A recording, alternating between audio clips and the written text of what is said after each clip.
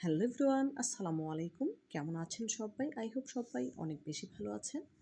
আজ আপনাদের জন্য নতুন আরও একটি রেসিপি নিয়ে চলে এলাম। আজ শেয়ার করব সেমাই দিয়ে দুর্দান্ত স্বাদের একটি ডেজার্ট রেসিপি।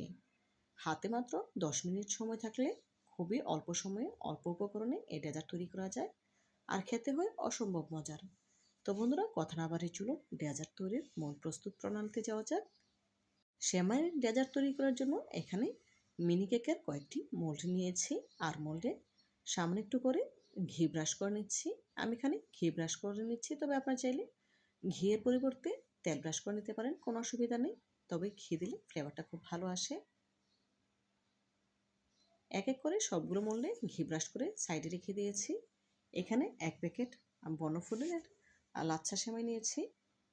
দেখে নিশ্চয়ই বুঝতে পারছেন আমি সম্পূর্ণ প্যাকেটে সেমাই নিয়েছি। এখন এগুলো রান্নার জন্য সরাসরি চুলায় চলে যাব। চুলায় একটি প্যানে দিয়েছি মেজারমেন্ট কাপের 1 কাপ চিনি, তার সাথে অ্যাড করে দিয়েছি হাফ কাপ পানি। ফ্লেভারের জন্য দিয়েছি 2টি এলাচ। নেড়েচেড়ে চিনি শিরাটা তৈরি করে নেব। দেখুন চিনি শিরা বরফ চলে এসেছে। কিছুক্ষণ নেড়েচেড়ে খুব ঘন করে নিয়েছি শিরাটা, দেখে বুঝতে পারছেন। এখন এর সাথে সম্পূর্ণ সেমাইটা অ্যাড করে দিয়েছি। গ্যাসের ফ্লেম একদম লো আঁচে রেখে নেড়েচেড়ে খুব ভালোভাবে মিশিয়ে নেব।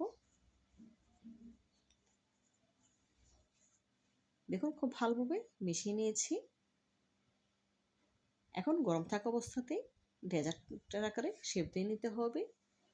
কোনোভাবেই ঠান্ডা করা যাবে না, তাহলে কিন্তু এটাকে পারফেক্ট শেপ দেওয়া যাবে না। অবশ্যই গরম থাকতে থাকতেই কাজটি করে নিতে হবে। ঘরে যদি হুটহাট মেহমান চলে আসে, হাতে মাত্র 10 মিনিট সময় নিয়ে এই ডেজার্ট তৈরি করে নিতে পারবেন। আর এই ডেজার্ট তৈরি করে যাকে খাওয়াবেন সেই আপনার প্রশংসা করতে বাধ্য হবে, এতটাই মজার এই ডেজার্ট রেসিপিটা। দেখুন কথা বলতে বলতে সেমাইটা আমার রান্না করা হয়ে গিয়েছে।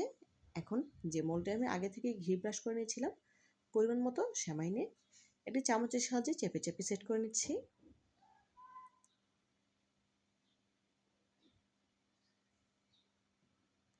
খুবই দ্রুততার সাথে সেমাইটাকে সেট করে নিতে হবে, যেহেতু আরও অনেকটা সেমাই রয়েছে বাকি মোল্ডে সেট করব বলে। সেটা যদি সাথে সাথে করানো হয় তাহলে কিন্তু সেমাইটা পারফেক্টভাবে সেট করা যাবে না, জমে যাবে। দেখুন আবারও মোল্ডে সেমাই নিয়ে চামচের সাহায্যে একটু চেপে চেপে নিচ্ছি। এভাবে করে একই প্রসেসে সবগুলোকে এভাবে সেট করে নেব।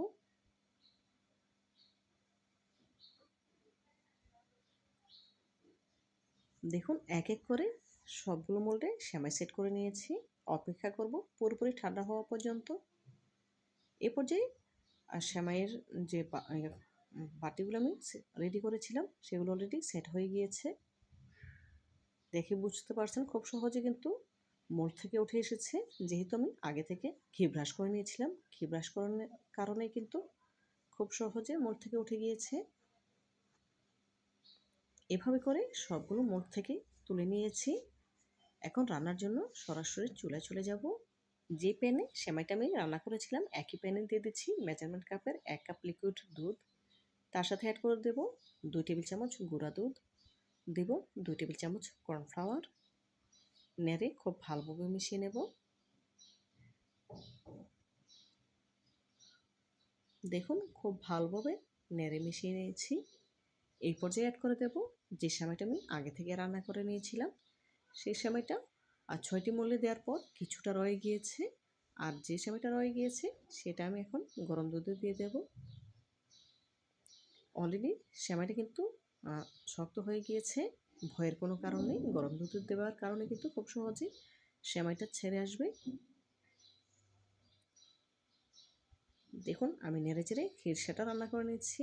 আমি এখানে অবশিষ্ট যেহেতু সেমাই ছিল সেটা দিয়ে দিয়েছি, তবে আপনারা চাইলে স্কিপ করতে পারেন। শুধুমাত্র গুঁড়া দুধ আর কর্নফ্লাওয়ার দিয়েও এই খিরসাটা রান্না করে নিতে পারেন, কোনো অসুবিধা নেই। দেখুন স্প্যাচুলার সাহায্যে কিন্তু খুব সহজভাবেই সেমাইটাকে ছাড়িয়ে নিয়েছি। এখন খুব ভালোভাবে নেড়েচেড়ে এই মিশ্রণটাকে আরও কিছুটা ঘন করে নেব।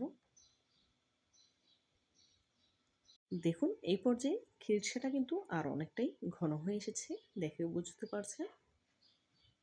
এই পর্যায়ে খিসাটাকে আমার চুলা থেকে নামিয়ে নিতে হবে। এর থেকে খুব বেশি ঘন করব না, তাহলে আবার সেট করা যাবে না, এমনিতেই জমে যাবে। খিরসাটা কতটা ঘনত্ব হয়েছে দেখে নিশ্চয়ই বুঝতে পারছেন। এর থেকে বেশি ঘন করব না। আর এই পর্যায়ে গ্যাসের ফ্লেম আমি অফ করে দিয়েছি। এখন গরম গরম খিরসাটা আর সেমাইয়ের ডেজার্টের উপর দিয়ে দিতে হবে। এই কাজটি একটু দ্রুততার সাথে করতে হবে। দেখুন এক এক করে সবগুলো ডেজার্টের উপর আমি খিরসাটা দিয়ে দিচ্ছি। দেখলেন তো বন্ধুরা, সেমাইয়ের ডেজার্ট তৈরি করা কতটা সহজ, কতটা অল্প সময় তৈরি করা যায়, আর খেতে হয় অসম্ভব মজার। দেখুন এক এক করে সবগুলোতে খিরসাটা দিয়ে নিয়েছি। এখন ওপর থেকে একটি একটি করে কিশমিশ দিয়ে দিচ্ছি, জাস্ট ডেকোরেশনের জন্য। ওপর থেকে দিয়ে দেব কিছু পেস্তা বাদাম কুচি। পেস্তা বাদাম কুচিগুলো দিলে দেখতে অনেক বেশি লোভনীয় এবং আকর্ষণীয় লাগবে। দেখুন এক এক করে সবগুলো ডেজার্টে কাজু বাদাম দিয়ে ডেকোরেশন করে নিয়েছি। মাশাআল্লাহ, সেমাই ডেজার্টের ফাইনাল লুক দেখুন। দেখতে কতটা সুন্দর এবং লোভনীয় লাগছে। দেখতে যতটা সুন্দর হয়েছে, খেতে তার থেকেও অনেক অনেক বেশি মজা।